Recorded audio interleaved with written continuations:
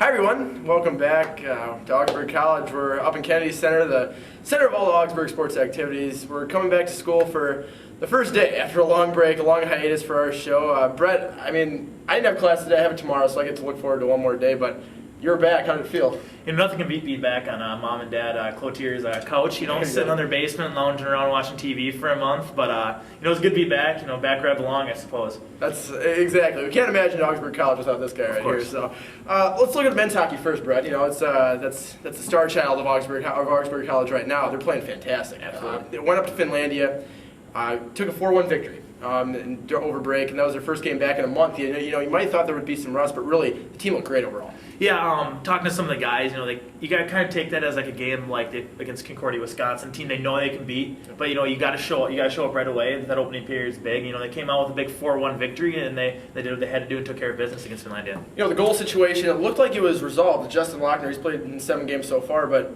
Pellegrino and Zitter also got time these past few games. So talk about Nate Pellegrino, 31 saves, looked real good in that game. Yeah, he's been a hard-working kid since he's been here in Augsburg. You always see him around the weight room, working hard. And I haven't talked to Coach Chris Brown about him. I'm guessing with 3 games this week, you figure, coming back from the holiday break, give each goalie a game to kind of reevaluate themselves as a goalie and get their feet back under them in net and show that they can still play. They carried over the momentum to UW Stout this past weekend, picked up a 5-4 win in overtime. UW Stout was a national semifinalist last year. A very, very solid squad. They're struggling a little bit this year, but anytime you can get a victory over a team that has been there last year, regardless of how they are this year, 6-6-3, it's got to be a confidence booster. And again, that was their 6th straight win. Yeah, they've been playing very well. In the previous years, Augsburg hasn't had that much success against the University of Wisconsin teams. And this was a big win for them. Big overtime throw in Nick Ryan with a hat trick, playing that line now with Jim Jensen and Joel Sauer. They played phenomenal this weekend. Joel Sauer, who was my hockey athlete of the week, so congratulations to Joel. Those even into you'll touch on the St. Olaf game. Yep. That Sauer, Garan, and Jensen line played phenomenal. That was Garan's 5th goal in his last 2 games. They played fantastic. St. Olaf, another overtime victory, 4-3.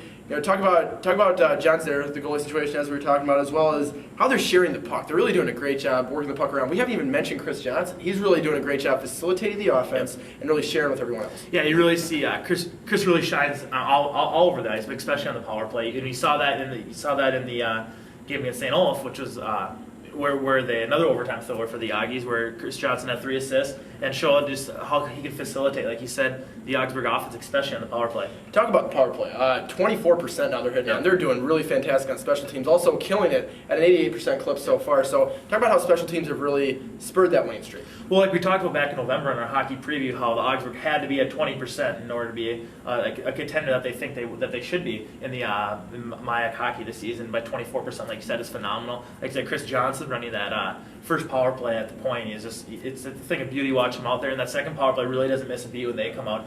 Also, key factors that Trevor Dolan got back in the goal column. He'd started off with 3 goals and had been on a schneid there for a little bit without a goal, but he was a big goal scorer from last year. It'd be good to get Trevor hot coming up for the stretch run of the season. Johnson and assistant Jim Jensen have 18 assists between them this year. They're really doing a great job, as we said, sharing the puck with everyone, getting everyone involved.